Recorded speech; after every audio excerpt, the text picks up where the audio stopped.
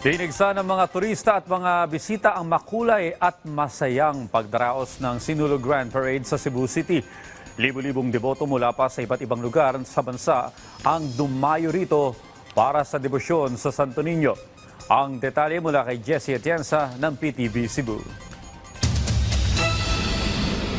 Hindi napigilan ng matinding sikat ng araw ang pagdagsa ng mga manonood sa Fuente Osmeña Boulevard para saksihan ang Sinulog Grand Parade kung saan nasa 40 na mga dancing contingents ang nagtanghal at nagpasiklaban.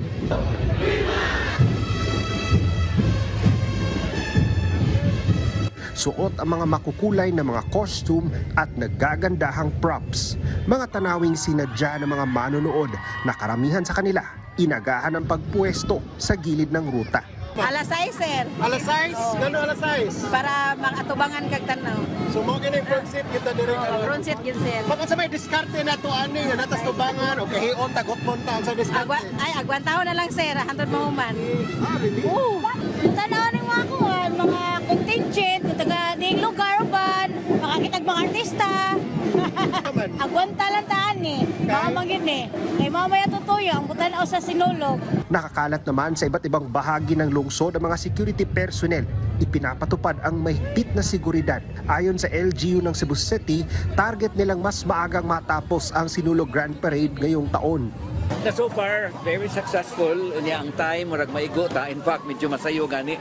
Ang ako lang karon nga continue gyud ang dagan na mga artista. Ang artista ay nigsagid sa mga tao muten padung sa kilid, magkaguliyang na hinuon mo na makadugay. So akong gi-request sa mga pulis nga ang sila nagid sa center para mo continue gyud ang dagan.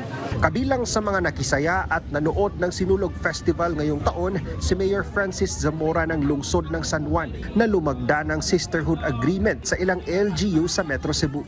Malaking bagay rin po na na-observe ko po ang inyong Sinulog Festival kasi yung best practices po na ginagawa ninyo, gusto ko rin ma-apply sa amin sa San Juan. No? Isa sa ating nagiging kasunduan sa pagdating sa Sisterhood Agreements ay yung matutunan natin ng best practices ng isa't isa.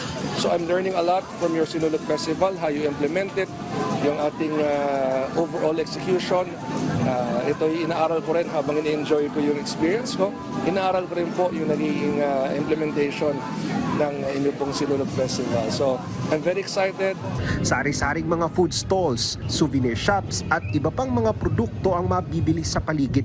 Isang pagkakataon para sa mga malalaki at maliliit na negosyante na kumita sa kalagitnaan ng kapistahan ng Sinulog. Mula sa PTV Cebu, Jessie Atienza para sa Pambansang TV sa Bagong Pilipinas.